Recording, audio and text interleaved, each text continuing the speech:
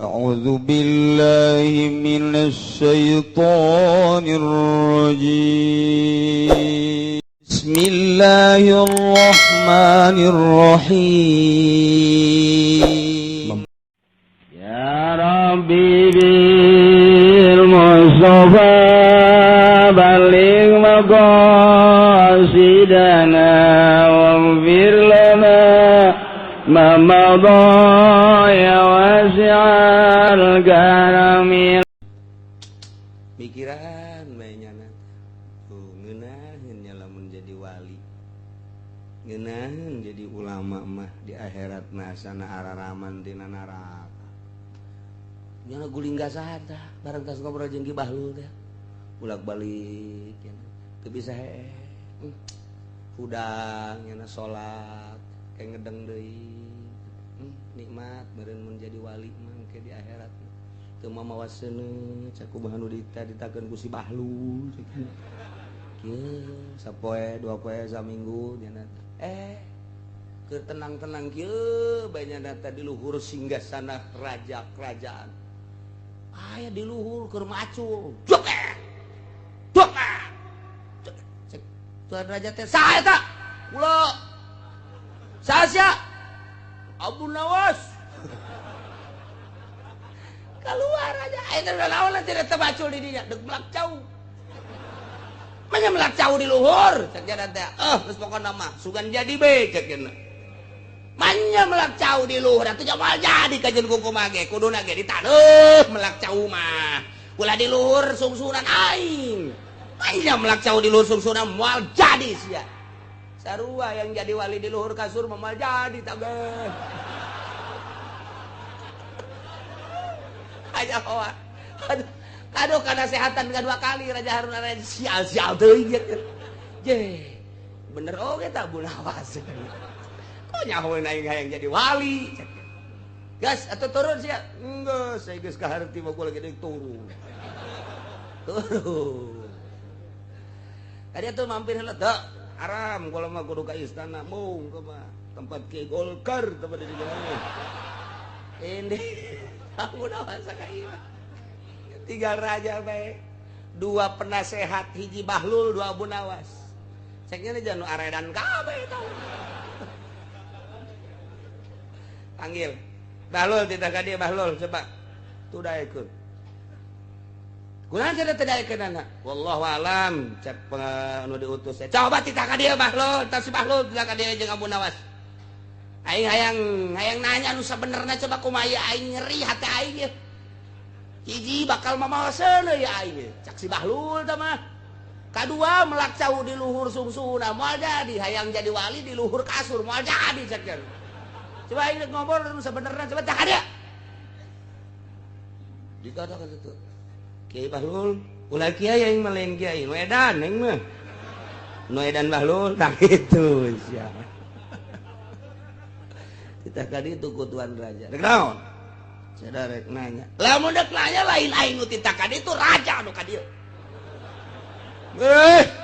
maknya aya gentong nyamperkeun gayung nu kudu nyamperkeun gentong wih ku edan jadi gatuh aing ngomong ku mah edan cieunan sampaikan tinu edan kan itu datang ke Abu Nawas tuan Abu Nawas ulah make tuan Kiai Abu lain kiai aing mah satu nu gelo sarua jeung nu tadi itu edan ieu gelo ieu mah dengan hormat tuan raja titah ka ditu cenah aya naon cenah nya geus teu bisa hees rek nanya masalah bejakeun ka tuan raja moal aya wali moal aya kiai nu daekeun mapatahan di istana eta mah pinuh ku paharaman lamun endek datang ka dieu eueuh ti dituna gentong nyamperkeun gayung cih sarua jeung tadi teh mah cenah bebeda ka tuan raja sakumaha tadi laporanana sial mah teh tah apa ku aing cenah dibui bae kitu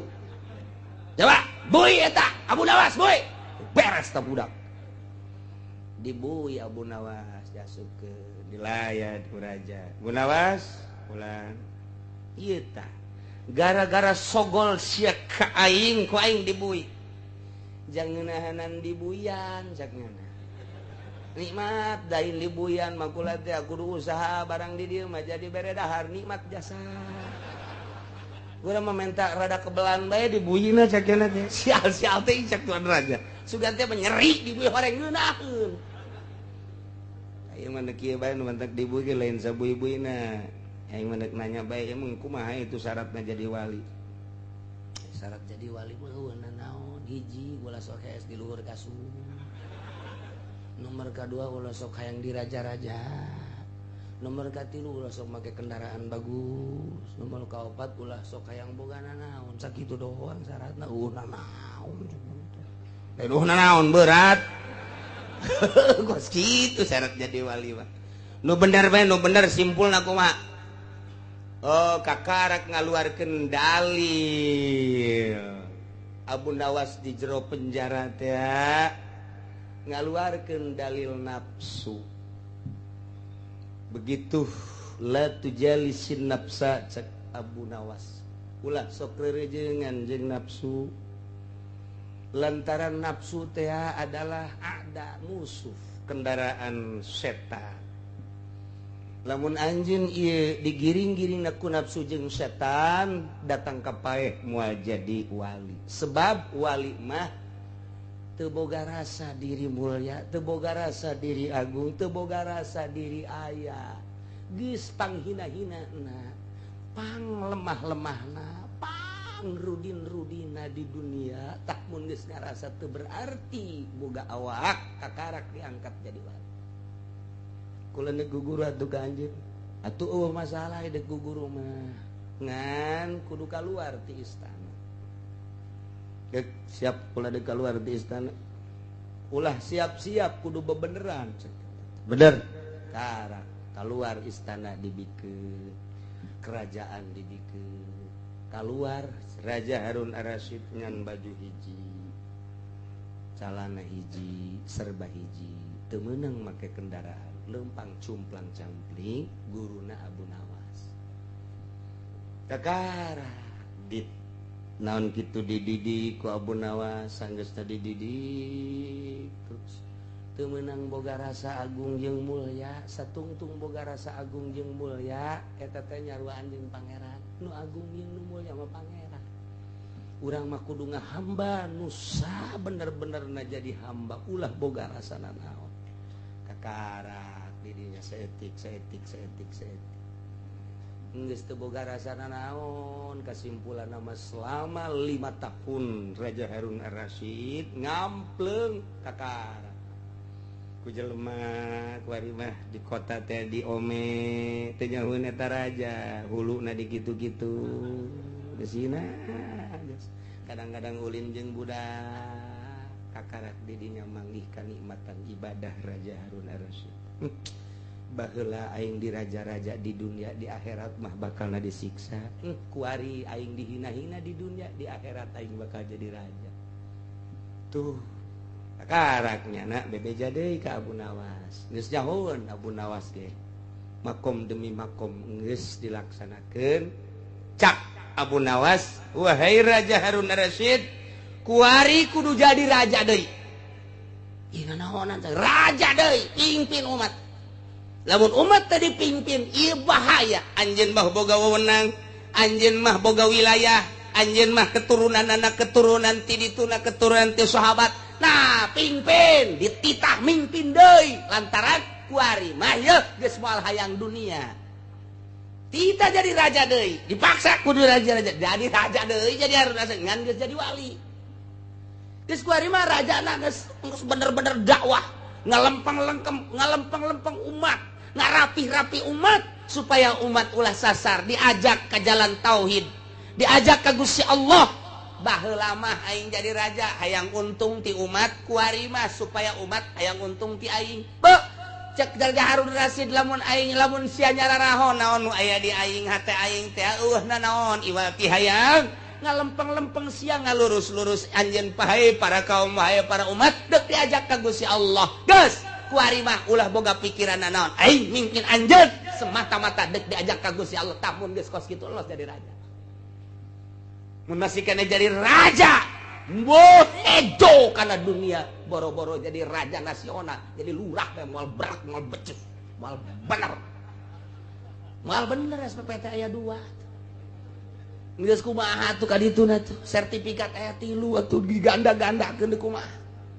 Boro-boro jadi lurah, jadi erat dia moal beres. Moal beres. Masya Allah, tah kos gitu. Dididik, jadi kudu aya pendidik dek jadi wali teh. Atuh boro-boro jadi wali dek hayang bisa maca kitab ge kudu boga guru. Hayang maca Quran ge kudu boga guru. Hayang bisa maca ieu bae ge. Ini Budi. Ini Budi. Budi ini. Eta kudu boga guru. Masya Allah. Tapi aya murid ngaleuwihan ti guru, kadang-kadang aya. Hasan Basri boga murid ngaranna Al Habib. Habib Ajam. Dididik ku nyana cumplang-campling sarua kabeh ge jadi wali mah kos kitu. Beres kawalianana geus kanyahoan, kuari muka pondok pesantren biasa. Geus di mana-mana jadi kiai, dakwahna lurus. Geus aya dina makom wali mah geus teu hayang kauntungan dunia, hiji bae ngalempeng-lempeng, ngajak manusia. Eta teh tadi teh tah naon kitu ngaranna ngangon wali teh didatangan ku Ki Hasan Basri guru. Assalamualaikum. Waalaikumsalam. Alhamdulillah. Cek muridna kadatangan ku mama bunga gunung sekitar ieu Baghdad ya Baghdad. Hasan Basri ti Baghdad Basrah. Gunung sekitar ieu laluhur tapi hate kuring leuwih bunga leuwih luhur kadatangan ku mama. Alhamdulillah. Didele ku mata zahir, didele ku mata batin ku Ki Hasan Basri berapih. Geus bener-bener lillah segala rupa namagahan ngajina lillah. Berjamaahna lillah kadatangan tamuuna terus belillah diperhatikeun ku Ki Hasan Basri. Bagus. Datang ke pangkat kawalian anu optimal sempurna. Datanglah ke waktu dahar sore. Itu dahar roti aya segala aya macam-macam aya. Pas dek dahar aya tukang menta-menta. Assalamualaikum. Waalaikumsalam. Didele wah Habib murid. Hampura guru. Mana? Kek dicokotan tah naon-naon nu aya roti nu aya di dinya 3 geledek dibikeun ka tukang menta-menta. Aya lauk daging ayam segala rupa dibikeun, aya sanguh dibikeun. Sedengkeun Ki Hasan Basri teh 2an deui mawa batur jadi 3an di dinya. Pas rotina 3 dibikeun kabeh. Cara ricing di hareupeun meja kosong.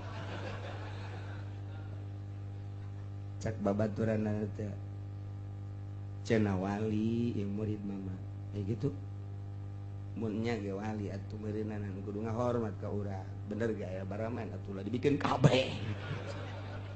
Oh ieu mah maneh sangki ieu mah tinggal ngelapan bae. Jadi Hasan Basri nama cicing bae cak babaturan nu saurang cak saurang deui kiai. Ieu tadi urang geus gahayal dahar. Ti isuk geus dahar. Pas dek dahar kunaon dibikeunan kabeh. Tah ieu teh wajar henteu mun disebut wali nyana.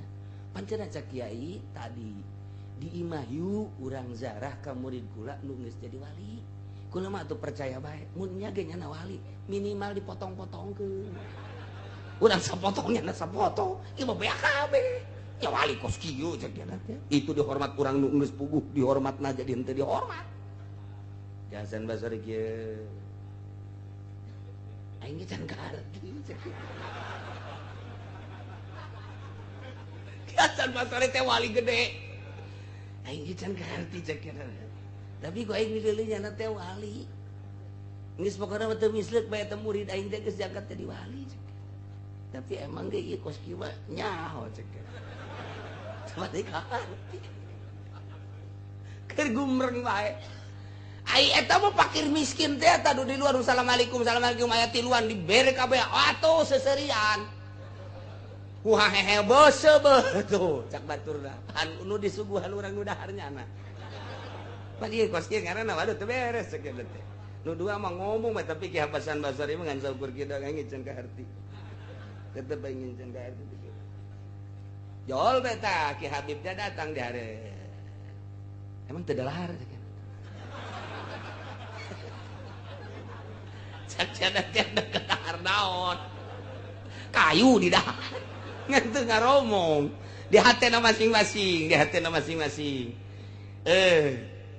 ye ke sakedeung deui urang dahar nikmat luar biasa kakarake ngomong kos kitu tarajo assalamualaikum waalaikumsalam cek Ki Habib teh waduh ya alhamdulillah kula kamari ieu boga panyakit teh cager cek manehna ta ieu kula mah terima kasih jasa yeuh mawa roti mawa sangu jeung duit-duitna cek Ki Hasan Basri tuh eta meureun ieu dibuka ku Ki Habib datang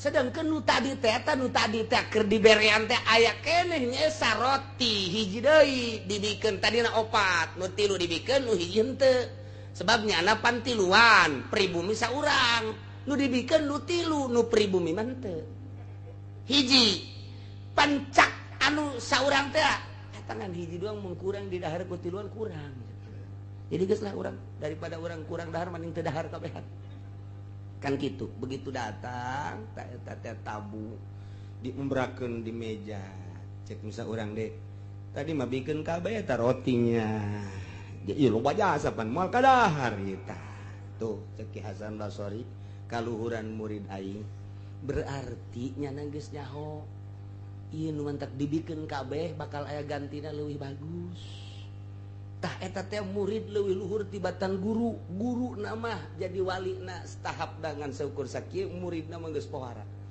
geus nyaho nyana nu mantak dibikeun kabeh teh lain moal digantian di jalan beureun geus ka ambeul wah ieu menu geus aya di jalan ieu menu ieu eta mantak kieu Hasan Basri beres dahar Billahi minasy syaithanir rajim Bismillahirrahmanirrahim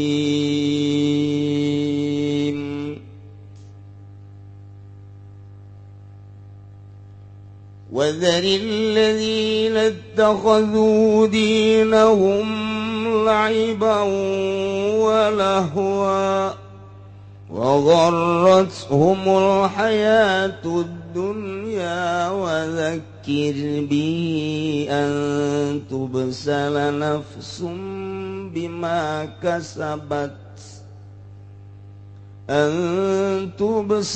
نفس بما كسبت ليس لها من دون الله ولي ولا شفيع وإن تعدل كل عدل لا يؤخذ منها أولئك الذين أبسلوا بما كسبوا لهم شراب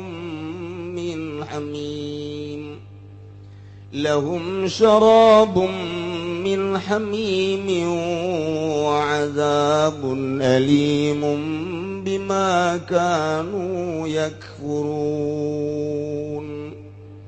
Allahu alam bimuradihi wa dzarla ninggal sirah Muhammad utruk tegesa ninggal sirah Muhammad alladzina takhadhu ingong ake kang panana deakeun ya alladzina kabedinahum ing agamane alladzi kulipu kang den perdia alladzina kabehu ing ladzila iban ing memengan walahwan lan anggur-angguran bistihzaihim kalawan ngaguguyon kenale alladzina bihi kalawan di wa gharat lan nipuhum ingal ladzina opal hayatu dunya kauripan dunya fala tata'aradhum maka aja mingosira maka aja tata'arad mentakeun siralahum gadu alladzina wa hadza lan utawi kilaiki ayat wazaril ladzina takhadhu iku qoblal amri bil qitali tetep ing dalam sadurunge parintah kalawan perang. Wa dzakir lan ngelingan sira Muhammad istegese mituturan sira Muhammad bihim kalbihi kalawan Al-Qur'an bil Qur'ani tegese kalawan Al-Qur'an Allah saing manusia li Allah tubsala nafsu derepen yanta orangana den pasrahkeun apa nafsun awak-awakan tus selamat tegese den pasrahkeun ya nafsun ilal hilaki maring neraka rusak.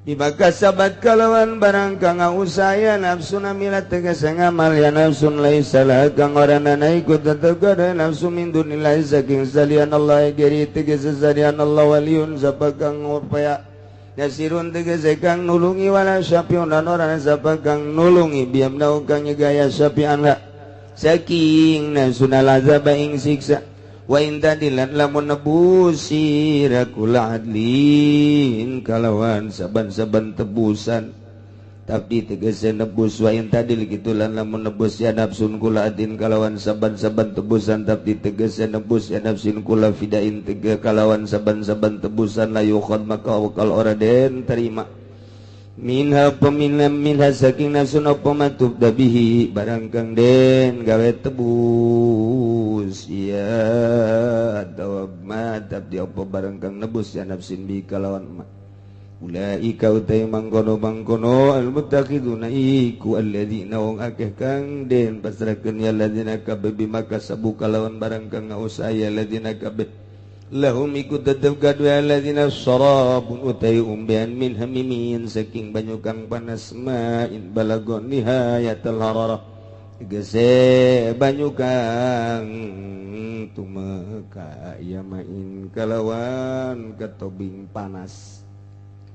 Wa adzabun alim lan siksa kang larang mulimun tegese mulimun tegese kang ngalarakeun bimakanu kalawan barang kang ana ya ladina kabeh yakfuruna iku pada kalupur ya ladina kabeh bikuprihim kalawan kupure alladzina bikuprihim kalawan sebab kufure alladzina Gimana nuluikeun ayat kamari maksudna kangjeng memeh diinstruksikan perang na ye aya instruksi ti Gusti Allah dalam rangka dakwah na cek Gusti Allah Muhammad lah eta jelema nu diajakan ku aranjeun hajunya nang ngalelewe kana ajakan anjeun yane kana agama ngalelewe ngaheureuy-heureuy nyana teh ngahina-hina nyana eta teh balieuran we tinggalkeun heula untuk sementara. Hiji kadua jelema anu katipu ku kahirupan dunia sehingga nyana teu beunta mata hatena teneuleuh kana agama nu lurus ta eta ge balieuran heulanan ke geus rada tiis sugan asup wa zakir bihi an tubsala nafsum bima kasabat laisa laha min dunillahi waliyyu wala syafi'. Tugas anjeun mah mat cek Gusti Allah ngararapih jeung ngabeberes makhluk supaya nyahoeun ka pangeran nu asli nu ngadalem langit bumi katut eusina jeung supaya nyana ngalaksanakeun instruksi-instruksi perintah-perintah Allah. Coba lalaunan mat cek Gusti Allah balieuran heula tinggalkeun ke datangan deui ulah datang ka nyana terjerumus ka neraka ku sebab nyana can nyahoeun ka pangeran nu asli. Tugas anjeun teh dakwah supaya nganyahokeun manusia nyaho kana bener. Lain haju ditinggalkeun geus lah aing mah moal hayang deui ka sia jadi siapa diri. Naon kitu ngaranna diajakan ge kitu-kitu kene bae. Geus aing badak indit teu meunang kitu tan abi mah. Teu meunang kos kitu kudu tenang. Arahan kumaha carana. Lamun urang ngampakan kayu bongkolna, kayu Ambon, uratna sing paringkel. Eta here hese jasa kudu ku ahlina. Lamun nu lain ahlina kampak beak 12 can kumaha. jangan kuku bae tapi lawan ku ahli nama dideuleuh gunyan oh ka dieu uratna trek lalaunan ke ka dieu deui trek lalaunan ke ka dieu trek lalaunan ternyata sekaligus lah urang nu neuleukeun ge ngeunaheun nu neuleukeun ngeunaheun asa deuk bisa begitu urang ngampak tuh kelek sengleh eta teh ku ahli nama babar. Ieu mah hese jasa ye kunyana ge geus dikitukeun hese geus dikitukeun hese ditangtungkeun kunya di beji. Moal nyahoan ka beji ku mah lain kampung beji mah. Beji kunyana trek. Wah, langsung dikampak. Engke beulah sorangan. Ngabeji ge aya henteu nyaho uratna mah tetep bae hese bae. Ngabagal teh ngabagal. Tapi lamun nyaho uratna mah tek ngeunah. Awewe eta sarua jeung bongkol Ambon. Hese teh awewe teh. Beuki berat mah leuwih berat awewe mah. Wah buagal we hese jasa. Tah, ieu teh kudu dibeji. Mukampak geus teu bisa geus teu gampang. Eta nu maca kaju pepegatan ancur-ancuran padahal mah anak geus 5. Tapi tetep aja teu bisa dilanjutkeun deui. Naon eta? Lantaran ieu ngabagal. Wese, lain hese deh. Wese jasa. Hese. Pan aya awewe mah hayangna kieu. Babari sebenarnya awewe mah hayangna. Kak. Deuk ka kotanya.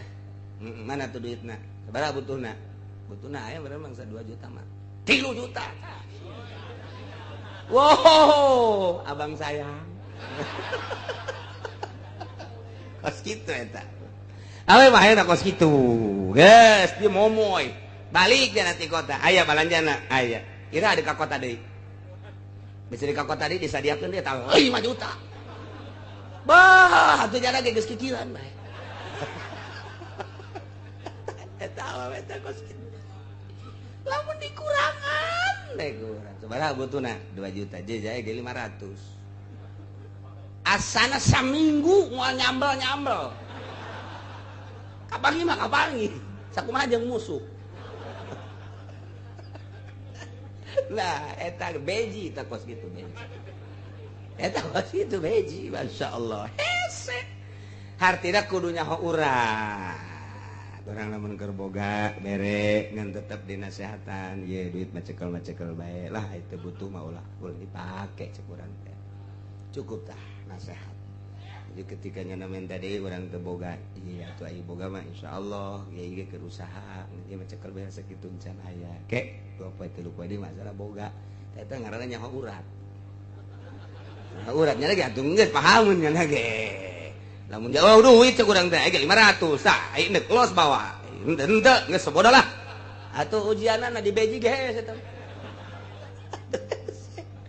Jadi eta urat da masyaallah kudu leuleuh jeung awe sakumaha nampak endog beubereum.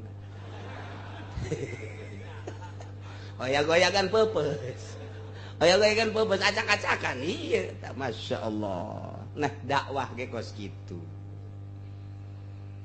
Bayangkeun coba Kangjeng Nabi Nuh alaihi salam umurna 900 tahun nyana dakwah datang ke 400 tahun kakarak diangkat jadi rasul. 400 tahun diangkat jadi rasulnya ada dakwah bae terus datang ke umur 900 tahun tinggal 50 tahun deh nu milungan 50. Coba cak Kangjeng Nabi Nuh eta lamun lain rasul geus ditinggalkeun ka mana meureun. Ditinggal mata Kangjeng Nabi Yunus dakwah takarak ninggalkeun doang ge eta disiksa ku Gusti Allah bentuk siksaanana diasupkeun ka jero laut dan tarajana ninggalkeun kaum cak Gusti Allah kulawan haju ninggalkeun tugas maneh mah dakwah daekeun jeung teu daekeun lain urusan maneh Yunus urusan aing cak Gusti Allah siapa dakwah mah dakwah bae tah eta teh rasul-rasul nu baheula teh ku urang teh kudu dijadikeun contoh dijadikeun itibar terutama urang ku ari sebagai umat Kangjeng Nabi urang Kangjeng Nabi na dakwahna aya metode khusus atuh kurang tinggal nuturkeun bae urang turutan Kangjeng Nabi urang Kangjeng Nabi Muhammad sallallahu alaihi wasallam ngan konsepna ti baheula di zaman Kangjeng Nabi Adam, Nabi Idris, Nabi Nuh, Nabi Ibrahim, datang ka Kangjeng Nabi Isa, datang ka Kangjeng Nabi urang, wabeh dakwah teh kudu ngalepaskeun dunia. Lain hajunyeun proposal. Dah, teu ieu mah geus, ieu mah dakwahna lamun yeun proposal, ieu mah dibarengan ku syaitonir rajim. Ti baheula deuleu Quran, ngisahkeun berbagai nabi. Nu acak-acakan dakwah lamun geus hayang dunia gas moal luhur agama moal luhur setika-tika can moal bae ti dituna dakwah nabi mana dakwah nu titah neangan dunia lepaskeun tina dunia urang lamun ngadengekeun lamun urang kayak dihareup bakal aya sejarah Kangjeng Nabi Ayub ngan jauh keneh kenu bakal dihareupan mah urang Kangjeng Nabi Ibrahim. Kangjeng Nabi Ayub mah jauh kene. Asana bangsa aki-aki maka buru paeh teh heula. Rame jasa mangkana. Ya Allah, Kangjeng ieu sakedeung deui mah Kangjeng Nabi Ibrahim. Kangjeng Nabi Ayub emang kumaha coba dakwahna? Begitu dakwah terus cenah ngajakan, cenah ibadah, cenah ngadoa. Digoda ku setan, terus bae cenah mah salat. Lah, cak setan teh eta mah ibadah jeung dakwahna ge. Sakitu husuna ge nya mah hayang dunia tama kos kitu ya Ayub mah jujung kelan salat dakwah ka unggal lembur tama neuk kumpul-kumpul dunia dibuktikan ku Gusti Allah dunianya na dibeleum kabeh ku Gusti Allah teu boga sasiki-siki aja tetep Kangjeng Nabi Ayub dakwah Kangjeng Nabi Ayub salat goda deui ku setan tetep dakwah we geus teu boga nanaon Kangjeng Nabi Ayub geus eueuh sasiki-siki acan dakwah lah cak setan tamah dakwahna ge tamah hayang supaya anakna jeung keluargana rapi bareres tamah sararehat tamah tetep bae nya mah hayang keluarga dipaehan anakna ku Gusti Allah bueak kabeh dihareupeun nya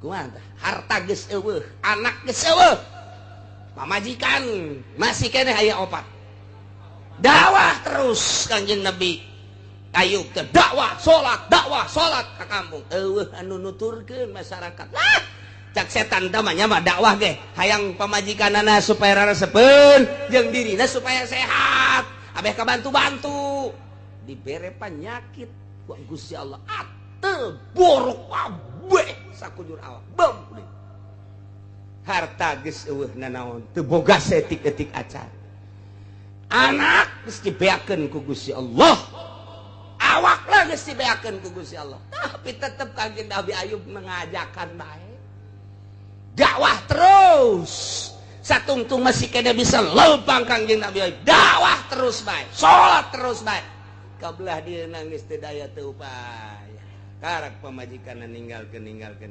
tinggal hiji deui Siti Rohmah tah dibawa ka sisi Gunung Kaguha diamparan kudang daunan Kangjeng Nabi Ayub ulah diamparan kudang daunan masih kena dunia sama kos kitu mah ulah Kangjeng Nabi Ayub geusik nu aya bae geusik nu aya beres kieu Siti Rohmahna bolak-balik kadinya bolak-balik geus Siti Rohmah teh geus kacapean ngadoa ka Gusti Allah noel ka Kangjeng Nabi Ayub ka harta geus dibeakeun ku Gusti Allah anak geus dibeakeun pamajikan geus baralik tinggal kula doang awak geus eueuh tulang geus kadeuleut atuh jaka ka Rasul jeung Nabi ngadoa bae atuh ka Gusti Allah supaya cager-cager awak kumaha eta Kangjeng Nabi Ayub indit sia rahmat ini tulah di aing masih keneh sia kos kitu hayang naon kitu boga awak bagus berarti teh mah lain deuk dakwah kos kitu mah edek ulah ka dieu deui pokona tinggalkeun aing masyaallah saha nu kuat coba kos kitu saha nu kuat tah eta kos kitu Kangjeng Nabi Ayub teh aing mah hiji bae Allah jangan teu jaritakeun coba siapkeun proposal Gusti Allah hina di akhiratna kiai anu make proposal hina kajen kumaha ge nyempilkeun di jero dakwah teh jang kahirupanana nanaonna pasrahkeun ka Gusti Allah Kangjeng Nabi apah kacaritakeun boga pabrik henteu Kangjeng Nabi apah kacaritakeun boga kebon henteu susah Kangjeng Nabi Iji mangsa Kangjeng Nabi keluar, ternyata si Abu Bakar aya di luar ger papanasan. Torojol di Abi Hurairah nyekelan beuteung. Cek Abi Hurairah teh ieu kula mah lapar jasa. Sabaraha poe we? Kula mah geus 2 poe. Kula geus sapoe cenah sampai sapenting teu dahar. Kula geus 2 poe cek si Abu Bakar teu dahar. Torojol cek Kangjeng Nabi aya naon maneh? Ieu Abu Hurairah sapoe geus teu dahar sampai sapenting. Ente Abu Bakar geus 2 poe penting. Kula geus 3 poe penting. Masyaallah, dongeng kos gitu. Ayo orang siap bae dakwah perang panghareupna, pedang pangseuketna. Wah, gimbir atuh hujanana musuh. Kuari mah kiai teh dongengna lain kos gitu lain. Ente ngajukeun nya. Geus turun jan. Kitu kan buat kan? Geus turun jan. Oh turun geus sauti anu motong sial jasa. Tapi kuari keur nyieun deui. Kamari naon? Kamari mah fotona foto pondok, kuari majelis. Eta keneh kan, oh lah geus we hiji-hiji ke musola batur los. Dongeng teh kos kari. Nyaho aing kabeungeut-beungeut nu kari itu nyaho jasa. Di Belaraja loba, di Cisoka loba, di Sepatan luang dua brang geus pokona wah di Cikupa loba. Nu eueuh teh di Pasar Kemis. Henteu tah mah di Pasar Kemis beneran teu tinggalin. Dek maju kumaha agama puguh kiaina ge ieu di jerona teh sambil menyelam minum air. Beres teh mah dakwah kos kitu mah. Moal, engke da silih omongkeun. Kiai nu karitu suuzonna gede jasa. Kiai partai, kiai anu selalu memohon ka pemerintah suuzon gede jasa. Coba ge deuleukeun. Cak lain cak kula cek Imam Ghazali deuleu ge di Ihya. Eta teh bakal suuzon gede jasa. Ka kiai-kiai anu kos kitu teh ekstrim. Nyana teh ka kiai kos kitu teh pesimis. Nyana teh hate leutik mah mengakui ngan nyana embung ka tembong gorengna ngamongkeun kiai anu apik bakal. Lain cak kula mah nyampaikeun doang. Teu percaya? Deuleu Ihya. Puguh hese cenah macana mebes ya. Sok ngomong-ngomong. Iya tuh bacaan Ihya na sapotong-sapotong. Nu ngeunah-ngeunahna doang. Tah, ieu nabi teh kos karita ieu. Muhammad cek Gusti Allah balieran tinggalkeun deuleu ke situasi jeung kondisina. Nah, ulah ditinggalkeun justru maneh diutus ku kaula teh cek Gusti Allah jangan beberes. Mentak eta teh nabi teh ngangon makhluk, wali teh ngangon, kiai teh ngangon. Tah ieu ngangon-ngangon bebek, besi aya anu endek ka dieu ka sawah batu. Dikit. Besi aya anu endek ka belah dieu ka keca. Bebek teh digiring-giring pangitik lagi kudu dua. Bebekna lempeng nyana ngaboros.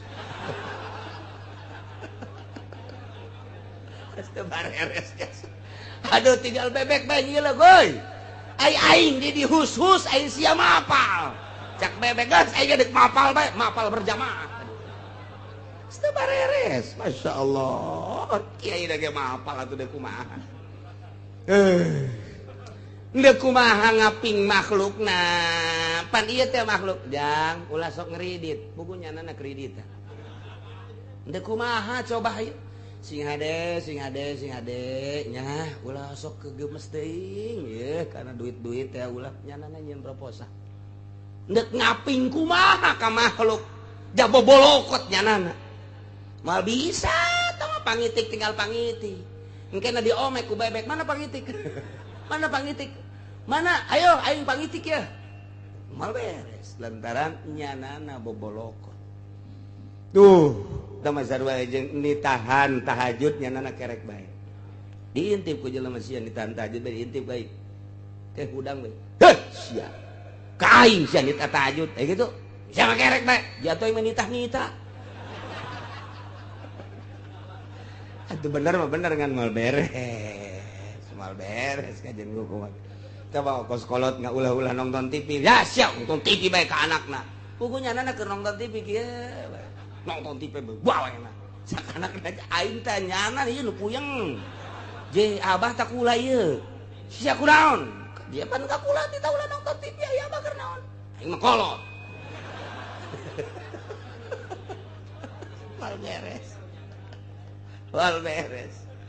Jaker ieu mah ketika jadi kiai teh paapik-apik, pas sono-sono parapi-rapi. Silih doakeun, lain silih dedeskeun, lain silih omongkeun baheula mah sebab naon? Dibeungkeut ku agama Islam ngaranna, di jero Islam dibeungkeut ku tujuan. Tujuanna hiji ngagungkeun Gusti Allah.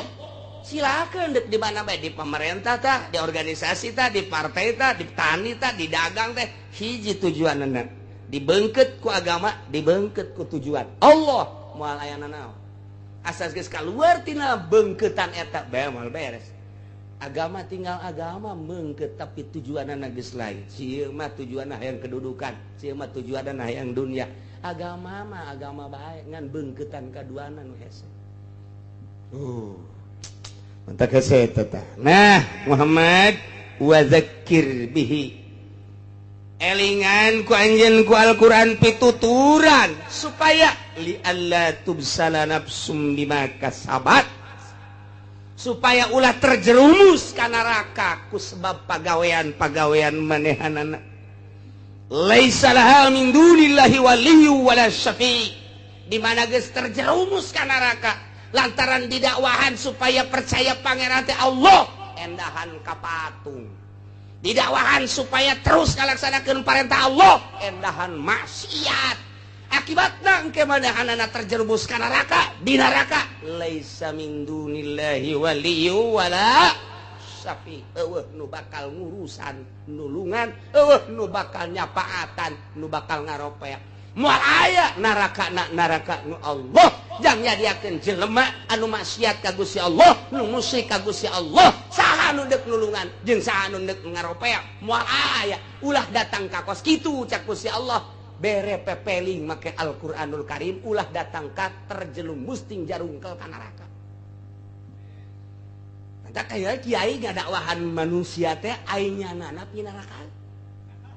Nggak kumaha tuh, coba ngomong lagi mau bisa ngomong cau tuh. Teh jelas, cak masyarakat cau. Teh jelas. Tah mantap ngalempengkeun ka Gusti Allah, dilempengkeun ku parentah-parentah jeung laranganana, di dirina bobolokot ku panyakit-panyakit. Moal tegas. Agag-agagan ngomong teh sebab ngarasakeun dirina, aduh isin ka sorangan. Tuh tapi lamun lempengnya na pangeran hiji Allah, parentahanana salat puasa zakat haji, laranganana ulah kredit, ulah proposal, ulah kos karitu bangsa haram nyana tegas. Daekeun jeung daekeun, nurut jeung teu nurut lain urusan kiai, urusan Gusti Allah ngan jelas kadengena. Ngeunah cara para wali-wali Allah Subhanahu wa ta'ala. Mantap kudu zahiron wa batinan. Tah Muhammad elingan pituturan ku Al-Qur'anul Karim ulah datang kagak gejebur ku pagaweanana. Nyana ku gara-gara teu percaya ka aing cak Gusti Allah. Kita percaya ka aing sebagai pangeran, endahan ka batu ka patung. Kita nuturkeun parentah-parentah ngalaksanakeun parentahan maksiat, ieu bakal terjerumus. Luruskeun pituturan supaya ulah kitu. Di mana ke geus teu nurut engke ka neraka, eueuh wali, eueuh syafi, eueuh nu bakal ngarope jeung eueuh bakal nulungan engke kaduhung di akhirat ketika nyana kokoseran deuk ditebus. Wa in ta'dil kulla adli, andai kata awak-awakan saha bae nu geus ngagejebur ka neraka deuk nebus ku berbagai tebusan-tebusan kul adli la yu'fad minha, moal ditarima tebusanana. Ditebusnya lah ku dunia katut eusina moal bisa katebus. Eta teh bahasa kos kitu teh teu narima tebusan. Cek Gusti Allah ke jaga di akhirat, di mana manehna cilaka ka neraka, aing teu bakal narima tebusan. Sakira-kira ditebus ku dunia jeung eusina ge moal ditarima, moal aya ieu nu nebus deuk saha pabrik eueun ono. Moal diterima tebusan anak dina hati aing teu narima kana tebusan titik neraka bae. Ulah datang kasih gejebur ka neraka, luruskeun Muhammad zakir bih. Hok pepelingan jelema teh ku Al-Qur'anul Karim. Nah, ulaika alladzina ubsilu bima kasabu. Jelema-jelema eta nu teu narurut kana ajakan Anjeun Muhammad titah mangeranan ka aing endahan ka batu ka patung. Titah narurut ka parentah aing ngalaksanakeun endahan maksiat mabok digedekeun zina korupsi. Maling jeung sajabana. Dengan kata somprana cek ahli tasawuf nuhankeun harta, nuhankeun jabatan, nuhankeun makhluk. Eta teh bahasa ahli tasawuf. Di mana-mana jelema karesepna lain ka Gusti Allah, berarti ngabogaan pangeran nu kumanehna diresepan cek ahli tasawuf. Aya jelema resep jasa kana harta, datang ka teh salat-salat acan dibahasakeunna mangeranan harta. Aya jelema resep jasa kana jabatan, wani meuli sababaraha miliar oge. Nu penting aing diuk dukung ku sia, berarti nya mangeranana kana jabatan. Tah, lamun aya jelema resep jasa ka makhluk, ka jelema dibelaan ka jeung kumaha ge ngaranna nya teh mencintai makhluk, mangeranan ka makhluk. Aya ka resep salian Allah ngaranna pangeran cek ahli tasawuf. Geus guari dibahasakan menuhankan dunia, menuhankan tahta, menuhankan jabatan, menuhankan makhluk. Tah eta teh bakal kena akibatna di akhirat neraka. Jelema-jelema nu teu nurut ka ajakan Anjeun Muhammad, teu nurut ka parentah aing.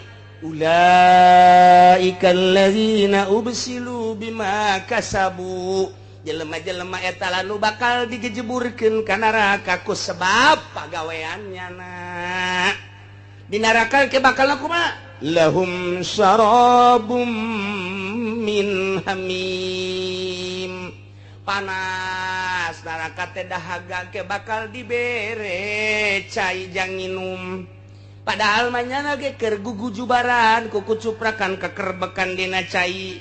Caina kumaha eta teh tiis teh atawa panas teh sakumaha? Lahum syarabum min hamim. Bakal dibere inuman tina cai anu panas-panasna geus teu kacaritakeun sakumaha panasna. Sebab eta panasna teh kadeuleus sanajan di wadah bubuncalan luar biasa ngagolak cek urang. Teh bakal dibere dipaksa titah nginum cai nu meunang ngagolakeun di neraka. Inum ku sia. Ajur sainting-sainting. Kitulah para kafirin, kitulah para musyrikin, kitulah para munafikin bakalna ngagejebur ka neraka. Nu narakana ngagolakna luar biasa, titah nginum cai meunang ngagolakeun lagi ribuan tahun. Pokona mah geus bae acak-acakan usus-usus di jero teh boro-boro nu panasna ngabuncal di neraka model kos kitu. Cacak-cacak panas nu aya di urang ge mun diasupkeun langsung atuh acak-acakan komo ieu di neraka. Nailah wa azabul alim, siksa anu pohara jasa. Kunaon eta? Bima kanu yakfurun. Tailah ku sebab manehanana kalalupur waktu di dunia. Nah, kakupuran-kakupuran di dunia engke bakal diasupkeun ka neraka. Neraka teh jang jelema-jelema anu kalapir. Neraka teh jang jelema-jelema anu musyrik. Neraka teh jang jelema-jelema anu munafik. Neraka teh jang jelema-jelema anu maksiat. Ari kitu mah di dunia lah teu pernah maksiat aya ridho Allah. Neraka teh eueuseun sakumaha nu kamari caritakeun Ki Bahlul. Eta Ki Bahlul teh kuburanana di Baghdad. Ketika kula berangkat ke Baghdad aya kuburan di dinya Bahlul. Tadina masuk neuleuh di kitab bae Ki Bahlul horenganan aya kuburanna ja ieu Bahlul teh. Bahlul teh sakurun jeung kitu Ki Abu Nawas. Sakurun jeung Ki Abu Nawas teh zaman Raja Harun Ar-Rasyid. Ditanya, jageus teh kapanggih Ki Bahlul. Asal aya geus saminggu teu kapanggih jeung tas di mana? Tas di neraka. Tas ulin ka neraka. Hah? Sia ngomong cak raja. Tas di mana? Tas ulin di neraka. Dek naon tuh? Jangan seuneus sugan aya bae seutik. Jang naon? Ya, jang ngarokok. Si Bahlul cak raja teh. Pohara teh si budak Bahlul. Jadi Ki Bahlul teh seorang wali, seorang ulama, sarua jeung Abu Nawas. Ulama, wali. Cuman manehanana embung katangen, embung kanyahoan kawalian jeung kaulamaan.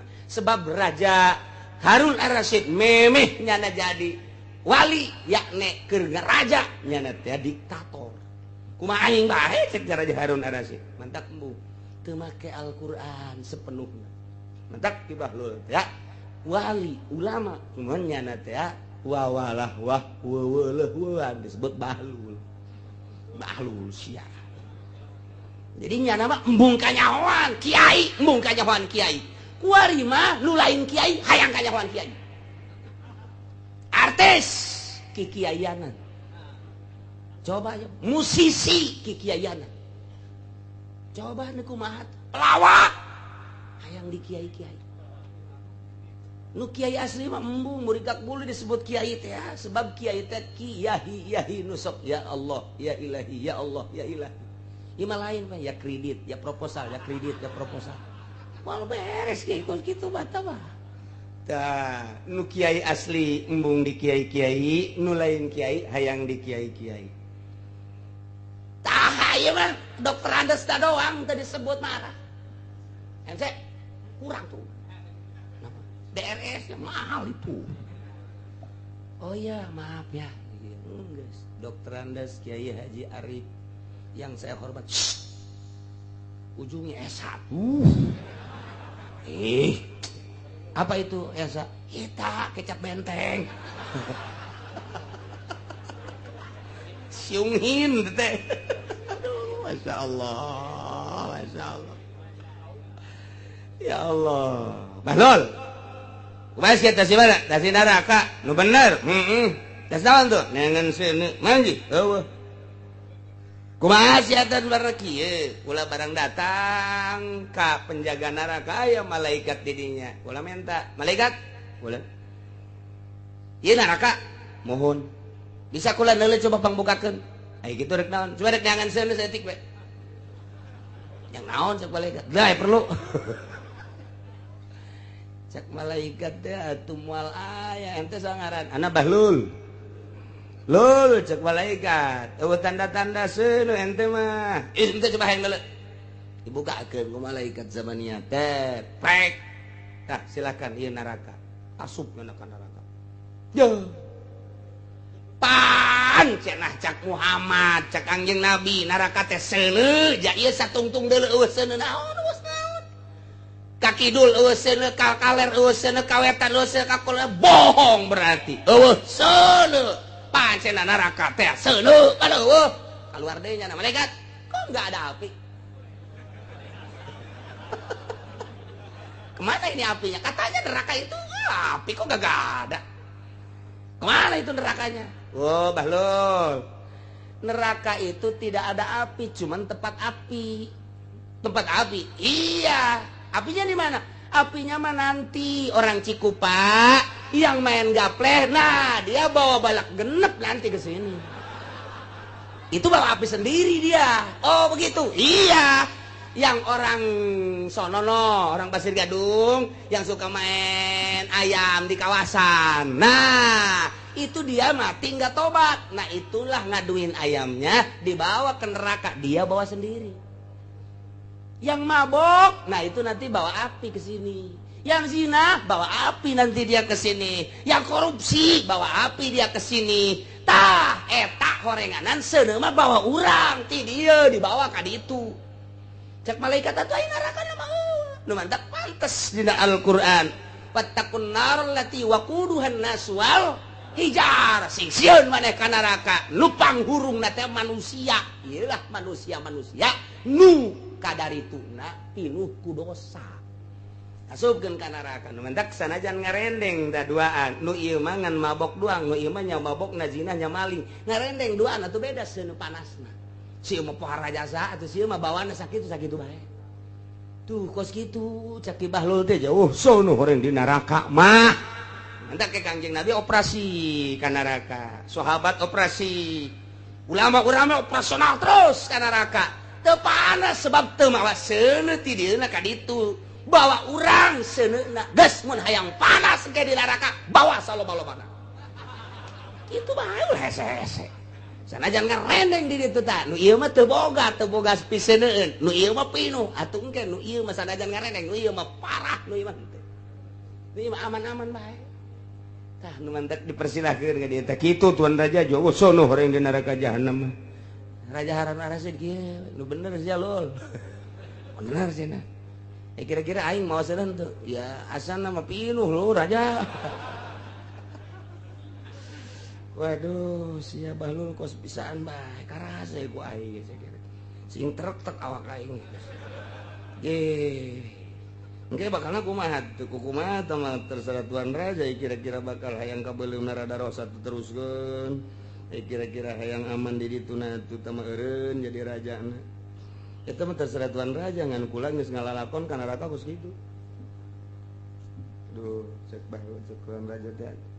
Yang dikerin batunya jadi raja ya terserah Tuan Raja tambah kahiji eta geus beres encan masih kene kieu kene bae Raja Harun Ar-Rasyid mikiran bae nyana tuh ngeunaheun nya lamun jadi wali ngeunaheun jadi ulama mah di akhirat mah asana araraman dina neraka nyana guling gasahan tah bareng tas ngobrol jeung Ki Bahlul teh bolak-balik ya.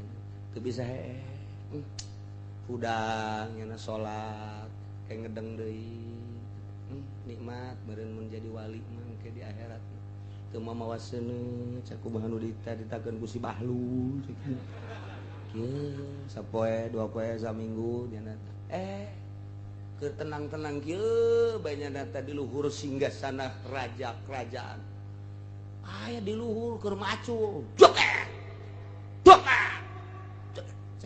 Tuan Raja teh saha eta? Kula. Saha sia?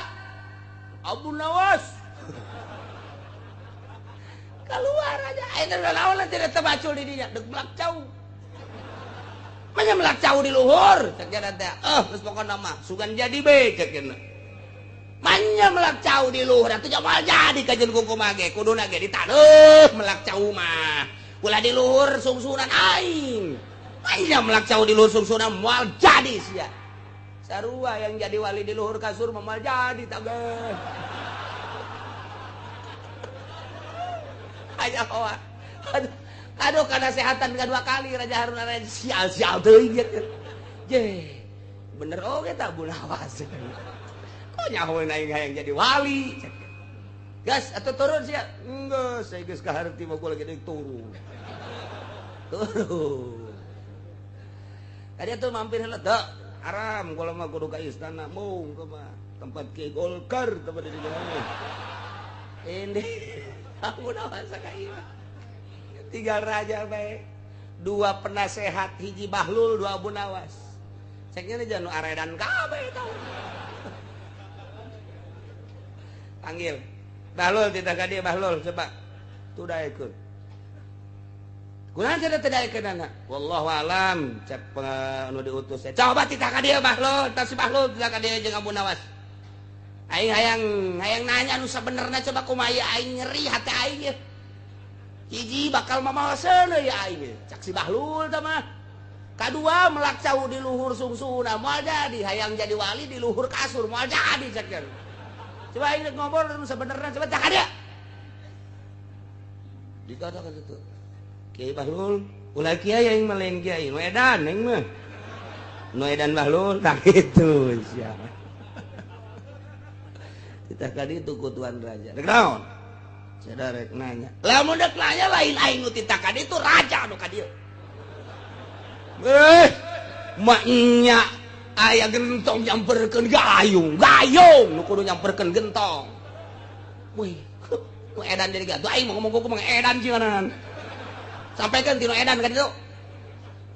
Datang ke Abu Nawas. Tuan Abu Nawas. Ulah pakai tuan. Kiai Abu Nawas. Lain kiai aing mah. Satu. Nu gelo. Sarua jeung nu tadi. Itu edan ieu gelo. Ieu mah dengan hormat Tuan Raja titah ka ditu cenah. Aya naon? Cenah nyana geus teu bisa hees rek nanya masalah. Bejakeun ka Tuan Raja. Mual aya wali, mual aya kiai nu daekeun mapatahan di istana. Eta mah pinuh ku paharaman. Lamun endek datang ka dieu, eueuh ti dituna gentong nyamperkeun gayung. Cih, sarua jeung tadi teh mah cenah. bebeda katuhan raja sakumaha di laporan anak siapa tetap apa ku aing cenah dibui baik itu coba bui eta Abu Nawas bui beres ta budak dibui Abu Nawas jasuk ke dilayat ku raja Abu Nawas ulang ieu tah gara-gara sogol sia ka aing ku aing dibui jangan ngeunahanan dibuyan sakna nikmat dain libuyan makula teh kudu usaha barang di dieu mah jadi bere dahar nikmat jasa urang mah minta rada kebelan bae dibuyina cakena teh sial-sial teh cak tuan raja sugan teh menyeri dibui horeng ngeunaheun aya mah kieu bae nu mentak dibui ge lain sabui-buina aing mah nanya bae emang kumaha itu syaratna jadi wali syarat jadi wali mah eueuh naon hiji ulah sok es di luhur kasur nomor kedua ulah sok hayang diraja-raja nomor katilu ulah sok make kendaraan bagus nomor kaopat ulah sok hayang boga nanaon sakitu doang syaratna nanaon nanaon berat kos kitu syarat jadi wali mah nu bener bae nu bener simpulna kumaha oh kakarak ngaluarkeun dalil Abu Nawas di jero penjara teh ngaluarkeun dalil nafsu begitu la tujalisin nafsa cek Abu Nawas ulah sok rerejengan jeung nafsu lantaran nafsu teh adalah ada musuh kendaraan setan lamun anjeun ieu digiring-giringna ku nafsu jeung setan datang ka paeh moal jadi wali sebab wali mah teu boga rasa diri mulia teu boga rasa diri agung teu boga rasa diri aya geus panghina-hinana pang lemah-lemahna pang rudin-rudina di dunia tah mun geus ngarasa teu berarti boga awak kakarak diangkat jadi wali kula neuk guguru atuh ka anjeun atuh eueuh masalah deuk guguru mah ngan kudu kaluar ti istana Dek, siap ulah dek keluar di istana ulah siap-siap kudu bebeneran bener karak keluar istana dibikeun kerajaan dibikeun keluar Raja Harun Ar-Rasyid ngan baju hiji calana hiji serba hiji teu meunang make kendaraan lempang cumplang campling guruna Abu Nawas kakara dit naon kitu dididik ku Abu Nawas sanggeus dididik terus teu meunang boga rasa agung jeung mulya satungtung boga rasa agung jeung mulya eta teh nyaruaan jeung pangeran nu agung jeung nu mulya mah pangeran urang mah kudu ngahamba nu sa bener-benerna jadi hamba ulah boga rasa naon kakarak di dinya saeutik geus teu boga rasana naon kasimpulan nama selama 5 tahun Raja Harun Ar-Rasyid ngampleung kakara ku jelema kuari mah di kota teh diome teh nyahoeun eta raja huluna di kitu-kitu geusina geus kadang-kadang ulin jeung budak kakarak di dinya manggih kanikmatan ibadah Raja Harun Ar-Rasyid baheula aing di raja-raja di dunia di akhirat mah bakalna disiksa kuari aing dihina-hina di dunia di akhirat aing bakal jadi raja tuh karaknya nak bebeja deui ka Abu Nawas geus nyahoeun Abu Nawas ge makom demi makom geus dilaksanakeun cak Abu Nawas wahai Raja Harun Ar-Rasyid kuari kudu jadi raja deui ieu naonan raja deui pimpin umat lamun umat tadi pimpin ieu bahaya anjeun mah boga wewenang anjeun mah boga wilayah anjeun mah keturunan anak keturunan ti dituna keturunan ti sahabat nah pimpin dititah mimpin deui lantaran kuari mah yeuh geus moal hayang dunia tita jadi raja deui dipaksa kudu raja-raja jadi raja deui jadi harus ngan geus jadi wali geus kuari mah rajana geus bener-bener dakwah ngalempeng-lempeng umat ngarapih-rapih umat supaya umat ulah sasar diajak ke jalan tauhid diajak ke Gusti Allah baheula mah aing jadi raja hayang untung ti umat kuari mah supaya umat hayang untung ti aing cek Jalga Harun Rasid lamun aing lamun sia nyararahon naon nu aya di aing hate aing teh naon iwal ti hayang ngalempeng-lempeng sia ngalurus-lurus anjeun pahe para kaum wae para umat deuk diajak ka Gusti Allah geus kuari mah ulah boga pikiran naon aing mingkin anjeun semata-mata deuk diajak ka Gusti Allah tamun geus kos kitu los jadi raja mun masih kena jadi raja Bohejo karena dunia boro-boro jadi raja nasional jadi lurah mal berat mal becik mal bener SPPT aya 2 geus kumaha atuh ka dituna tuh sertifikat aya 3 atuh diganda-gandakeun kumaha boro-boro jadi lurah jadi erat dia mal beres mal beres masyaallah tah kos kitu dididik jadi kudu aya pendidik dek jadi wali teh atuh boro-boro jadi wali dek hayang bisa maca kitab ge kudu boga guru hayang maca Quran ge kudu boga guru hayang bisa maca ieu bae ge ini Budi ini eta kudu boga guru Masya Allah tapi aya murid ngaleuwihan ti guru kadang-kadang aya Hasan Basri boga murid ngaranna Al Habib Ajam dididik ku nyana cumplang-campling sarua kabeh ge jadi wali mah kos kitu beres kawalianana geus kanyahoan kuari muka pondok pesantren biasa geus di mana-mana jadi kiai dakwahna lurus geus aya dina makom wali mah geus teu hayang kauntungan dunia hiji bae ngalempeng-lempeng ngajak manusia eta teh tadi teh tah naon kitu ngaranna ngangon wali teh didatangan ku Ki Hasan Basri guru Assalamualaikum Waalaikumsalam alhamdulillah cek muridna kadatangan ku mama bunga gunung sekitar ieu Baghdad ya Baghdad Hasan Basri ti Baghdad Basrah gunung sekitar ieu laluhur tapi hate kuring leuwih bunga leuwih luhur kadatangan ku mama alhamdulillah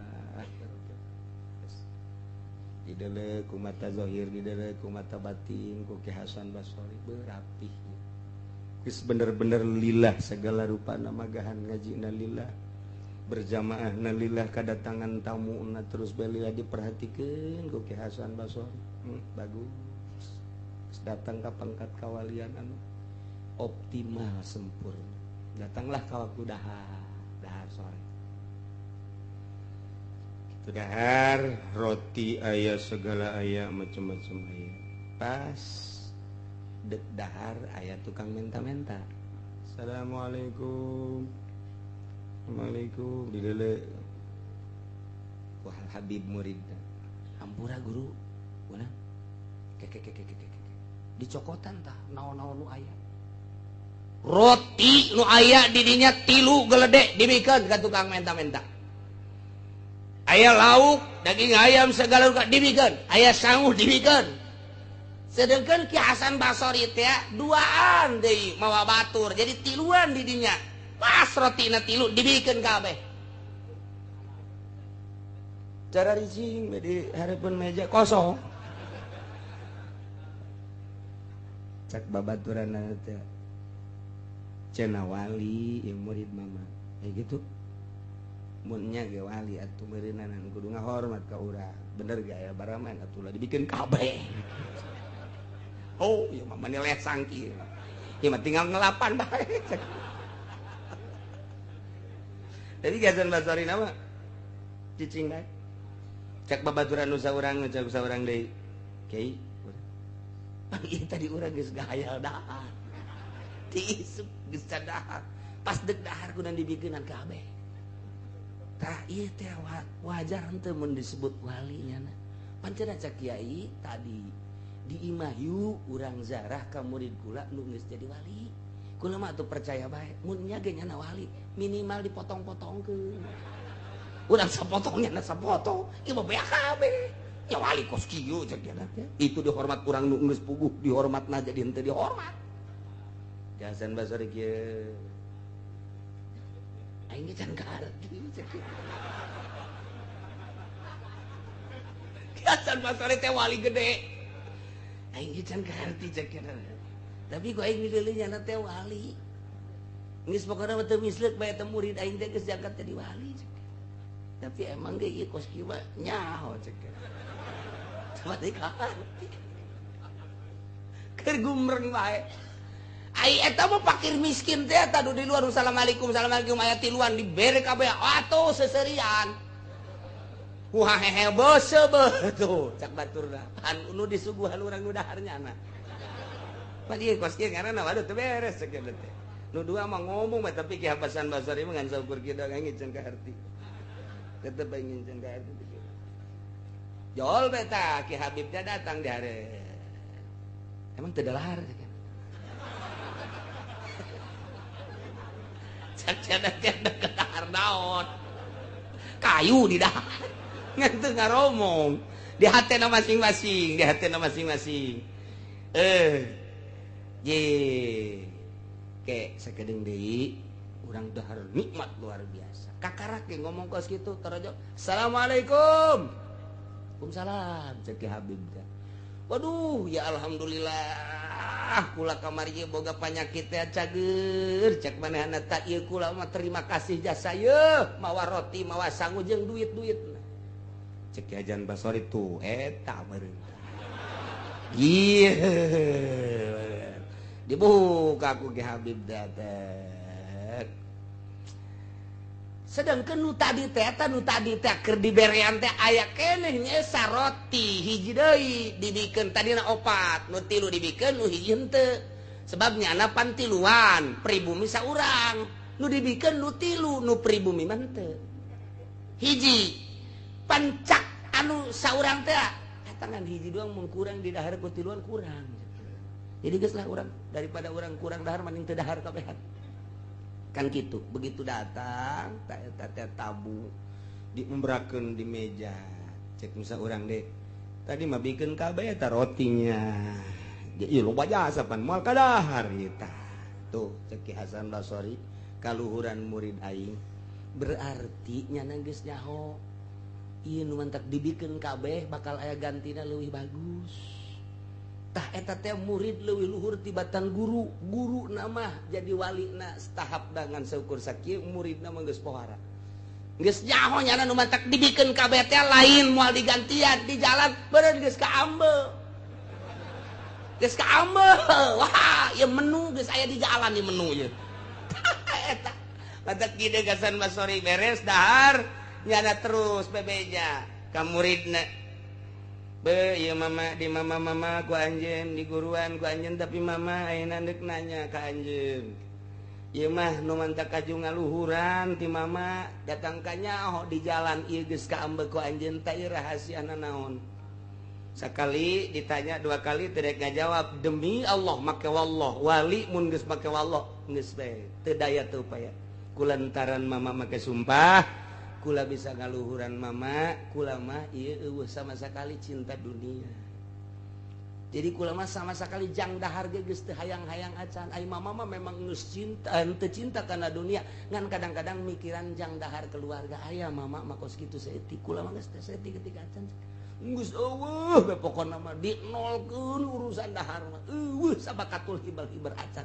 ti dijana jadi kuari kula ngaluhuran mama jadi dunia ngahalangan karena pangkat urang satungtung urang ngejar dunia satungtung urang cinta dunia kajenting elmuna saadag-adag moal diangkat di hiji makom di hiji hal diangkat jadi wali moal jelema diangkat jadi wali teh geus resep kana dunia satungtung resep kana dunia nah ieu moal diangkat jadi wali ieu keur kabelah dieuna makin cinta kana dunia makin jauh jeung Gusti Allah cinta jasa kana dunia jauh jasa jeung Gusti Allah datang ke resep jasa tanya nu halal nu haram ya iya bagus jauh lagi jauh lah deh datang kaku gara-gara cinta dunia pangeranana ge nu asli Allah nu nyiptakeun langit bumi katut kesina nu ngahirupan jana anu nyaetkeun jana endahan teu disembah nyembah ka patung nyembah ka batu naudzubillah min zalik ieulah lahum syarabum min hamimin wa adzabun alim bima kanu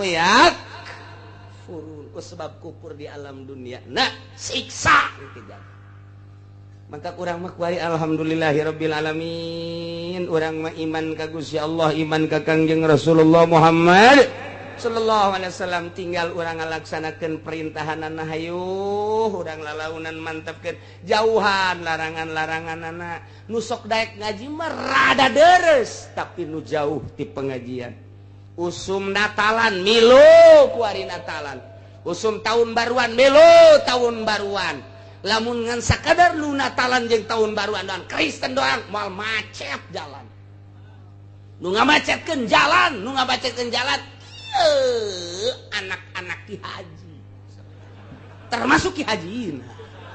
Tanya lagi milu tahun baruan. Milu kitu Natalan, Masya Allah. Padahal mun urang nyaritakeun Natalan, teh ngan sakadar itu penyelewengan tabang ngagejeburuskeun urang. Ti ditu Natal di mana tama ayana di zaman Paus tama. Perintah ti Kangjeng Nabi Isa teu aya Natalan teh mengenang kelahiran Isa dititah. Jeung teu aya tama ti ditu Natalan kudu dikitu-kitu andai kata endeuh mengenang kelahiran Isa Al-Masih teu kudu make rumbe-rumbe teu kudu. Jeung Natalanana teh moal jauh ti Islam pasti ngagungkeun ka Kangjeng Nabi Isa.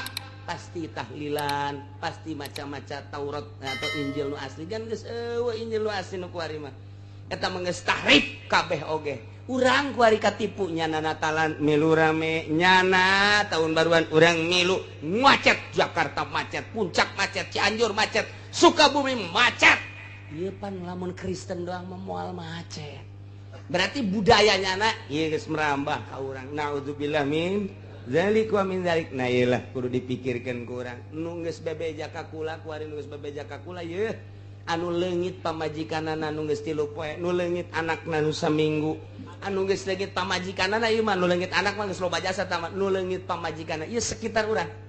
Sekitar Balaraja, sekitar Tigaraksa, Cikupa, Pasar Kemis, Kemeta, kecamatan-kecamatan Tangerang Barat lah ieu nu geus leungit pamajikanana. Beneran lain lalagaan. Ndek mana iya teh pasti untuk tahun baruan. Geus dibokingnya nembereun ku Korea ku bule. Ya Allah, gua lagi milu prihatin. Ditanya kula salakina anu boga anak sabaraha, anu boga anak 2, anu boga anak 3, anu geus boga anak, aya nu geus lila cenah rumah tangga ngan teu boga-boga anak. Laleungit coba ieu. Ke gira-ge, beres tahun baru maruncul deui. Periksa coba papalangkakan anak gua. Coba ngagedean tan teh coba. Masya Allah. Baheula mah urang ngadenge tahun baru, ngadenge Natalan teh di kota ku ari maka urang. Ieu kakara kos kikieu kok tahun berikutna. Sesuai jeung Kangjeng Nabi mamin zamani illa badu sarrun. Beki goreng, beki cilaka. Urang mah ku ari geus karolot masih kene bisa menikmati ayat-ayat. Wallahu alam kahareupna zaman anak jeung incu urang Masya Allah geus hararese lain lalagaan ieu mah. Zaman urang baheula keur leutik TV ngan saukur make aki. Eueuh aki geus hese teu bisa nonton TV. Kabelah dieuna geus make eta naon gara colokan. Kuari mah TV dibawa. Geus make 3G, geus make BlackBerry. Kuari geus aya sistem anyar deui. Wah, geus sagala rupa canggih kuari mah. Nges, kadugalan, kagorengan dibawa terus setiap saat ke kamar mandi, di jalan, di mobil dan lain sebagainya. Mopo ka Gusti Allah. Ieu keur carita zaman urang aya keneh urang, isuk pageto anak jeung incu urang, mun eueuh kiai nu teger engke deuk kumaha. Kiai geus balalang kurut kabeh kos kitu kabeh. Ku Gusti Allah geus dinonaktifkan Gusti Allah. Jasarua kiai jeung lain kiai batur geridit nyana leuwih hebat geriditna batur nyen proposalna hiji nyana mah 5 berarti cinta dunia na luar biasa nu ngelempeng-lempeng jeung nasehatan anak incu urang coba naudzubillah min zalik wa min zalik. Sementara eta budaya-budaya Kristen budaya-budaya Yahudi geus merajalela luar biasa isuk pageto pembangunan di dieu perumahan luar biasa nu geus bae ku urang deuleu Sumarekon deuleu BSD dele perumahan-perumahan gitu geus teu menyatu jeung agama api lain imah ieu jeung imah ieu teu wau hirup geus masing-masing Al-Quran ngan sakada jadi koleksi di luhur lamari doang dibaca teu pernah komo dilaksanakeun mah. Nge kumaha sekeliling urang ge perumahan lain ulah mun urang ningali motivasina sangat bagus tapi kandas agama. Pemerintah geus teu bisa dipercaya ku urang, teu bisa dipercaya di bidang agama. Nah, deuk mana aja pemerintah ge ancul-anculan kos gitu atuh. Pemerintah geus acak-acakan, MUI geus acak-acakan. Kuari geus kanyahoan aya sababaraha perusahaan anu make barang haram MUI make label halal halal kene. Geus sabaraha coba. Tapi kok teu dilaksanakeun. Di samping eta deui aya nu lain perusahaan-perusahaan gede, perusahaan-perusahaan semacam perusahaan baso, semacam perusahaan-perusahaan nu kos itu ieu teh aya campuran-campuran barang haram. Ketika didatangan mah kadinya nyana nyaritakeun halal padahal make barang-barang anu haram. Ieu teh geus lain lalagaan di urang. Endeu kumaha geus kahareupna ieu. Ieu geus carita teori iwati urang muntayang ka Gusti Allah. Gusti, mudah-mudahan anak incu urang disalametkeun ku Gusti. Dibere engke nu mawa petunjukna kiai anu lurus, kiai nu bener-bener nu ningalina Allah Subhanahu wa taala tanpa aya embel-embel nafsu jeung dunia. Amin ya rabbal alamin. Gusti mah maha kawasa. Tapi lamun urang ningali sejarah Kangjeng Nabi istimewa, zaman sahabat sangat istimewa, zaman tabi'in istimewa, setelah tabi'in geus mulai rapuh. Ya, 500 tahun Hijriah bangkit dari zaman Raden Patah. Tidinya teu kebel kurang ti saabad. Ti harita can pernah bangkit deui datang ka kuari. 1400 can bangkit deui. Kakarak endeu kamari lamun nyawa sejarah kamari tinggal salengkaheun deui. Ketika Saddam Hussein jeung Osama bin Laden berjuang tinggal salengkaheun deui. Runtuh Kristen jeung Yahudi. Tetapi Allah encan menghendaki bunuh Saddam, bunuh itu Osama bin Laden, kuari bangkit deui. Encan kamari teh lamun sangat mengamati perjalanan Osama bin Laden jeung Saddam Hussein, dua manusia eta ngejungkel Kristen, ngejungkel Yahudi. Di urang teh kurang lantaran informasi dati ditu teh dikaburkeun. Teu meunang urang mencintai itu. Teu meunang urang teh terus mengikuti, teu meunang lantaran urang bertekuk lutut ke Amerika. Nah, kuari geus encan, kuari keur bujurna rarame-na kuari teh. Urang mah teu paham ieu teh perseteruan antara Palestina jeung Israel, teu paham Syria, teu paham Mesir. Henteu paham, nu paham teh ngan saukur kikituan nama horeng di jero nama keur main anu dahsyat luar biasa. Mantak geus, urang kuari mah ngadoa bae andai kata Gusti eta memperjuangkeun agama kitu bae. Nyuhunkeun dipuntayangan ku Gusti, nyuhunkeun dibere kakuatan ku Gusti. Iwal ti kitu. Lamun di jerona lain kenakalan agama, maknya orok di berondong drat naon salahna. Maknya ibu-ibu di berondong drat naon salahna. Naon kasalahanana? Di Irak mainnya atuh perang kos kitu ded masyarakat kabeh. Agama lantaran boga sejarah. Moal kaluar ti 10 negara sejarah. Sejarah Islam dunia moal kaluar ti 10. 10 begitu diamati teh. 1 Syria, nomor kedua Mesir, nomor ketiga Baghdad Irak, nomor keempat Iran, nomor kelima Turki, nomor kagenepna Yordan, nomor ketujuh Yaman, nomor ke-8 kitu Palestina, ke-9 Israel, terakhir ieu Mekah jeung Madinah. 10 negara. Tiangan coba ge ditafsir-tafsir hanya 10 negara. Urang carita Kangjeng Nabi Adam di ditu. Carita Kangjeng Nabi Idris daerah ditu. Carita Kangjeng Nabi Nuh di ditu. Carita Kangjeng Nabi Ibrahim di ditu. Oh, kacaritakeun sugan aya hiji nabi lahir di Cangkareng, aya lain nu kamari. Emang isin nggak ada yang nabi lahir di Cangkareng. Masya Allah, Masya Allah. Berak ngarana teh ya Allah, teu pantes jasa. Tuh gini. Ingat ke MZ pisan, da MZ. Urang ka Kangjeng Nabi Muhammad mangeunahkeun jasa. Ya Habibi ya Muhammad nikmat cek. MZ ya mengenang MZ. Coba nu eta. Ya Habibi ya tugimin. Aya beta MZ. Sakitu nama Masya Allah. Nah, mal kaluar ti dinya teh sejarah. Urang mun nyaritakeun Kangjeng Nabi Ibrahim, Syria berarti Syam.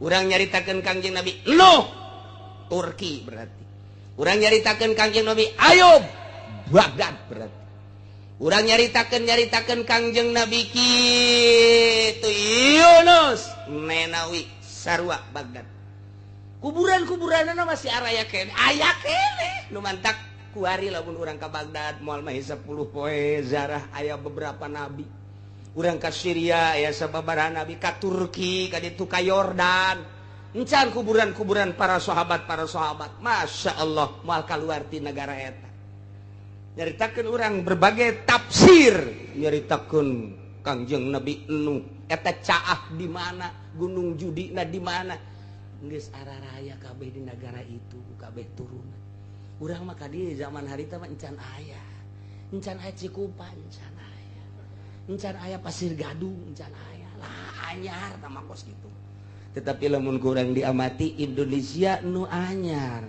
tahun 500 kakarak bedah Indonesia zaman Wali Sanga tapi kuari termasuk negara terbesar Islam alhamdulillahirabbil alamin ieu pohara Indonesia teh pohara Islam no pang loba-lobaan cuman kuari mun ngukur kualitas Masya Allah ngan tetep bae urang mah mun tayang jaaya baheula pejuangna para wali Allah janyana mah pan teu maot mantak begitu Muhammadiyah ngaharamkeun ziarah bangkit bangsa Indonesia ka orok-orok hayang ziarah menang sae eta mun lain menang Allah moal bisa wah beh zararah penting mah zarah beh salat gitu timbal pagede-gede oh masalah ya Allah ya Rabbi leilah lalakon dakwahna Kangjeng Nabi make metode anu rapih langsung ti Gusti Allah ketika itu teu beres indit kegeus tiis datang deui rapihan manusia sangkan ulah ka neraka gitulah konsep dakwah teh bebener jelema teh tuduhkeun jalan anu lurus ieu meunang ieu henteu bejakeun ieu wajib ieu sunah bejakeun ieu makruh ieu mubah bejakeun ulah eureun-eureun tanpa aya embel-embel muatan selain daripada dakwah mudah-mudahan urang kabehan dibere kuat pemerintah urang mudah-mudahan dibere teger dibere lurus jeung adil para kiai nage mudah-mudahan dibere kararuat ku Gusti Allah sehingga bumi pertiwi Indonesia makmur kuat agamana kuat negara jeung bangsana sehingga urang kabehaen ada dina ridho Allah Subhanahu wa taala di barokati ummil Quran Al-Fatihah. Bismillahirrahmanirrahim. Alhamdulillahirabbil alamin arrahmanir rahim maliki yaumiddin iyyaka na'budu wa iyyaka nasta'in ihdinas siratal mustaqim siratal ladzina an'amta 'alaihim ghairil maghdubi 'alaihim waladdallin. Allahumma shalli wa sallim ala sayyidina Muhammadin fil awwalin wal akhirin wa barik wa sallim wa radiyallahu ta'ala an sadatina ashabi sayyidina Rasulillah ajma'in. Min ya Allah ya rabbal alamin. Allahumma ihdinas siratal mustaqim. Allahumma ihdinas siratal mustaqim. Allahumma ihdinas siratal mustaqim siratal ladzina an'amta 'alaihim minan nabiyyin was-siddiqin wasyuhada'i was-shalihin wa hasuna ulaika rafiqa dzalikal fadlu minallahi wa kafa billahi 'alima wa shalli wa sallim ala jamil anbiya'i wal mursalin alhamdulillah. Allahumma ya qadiyal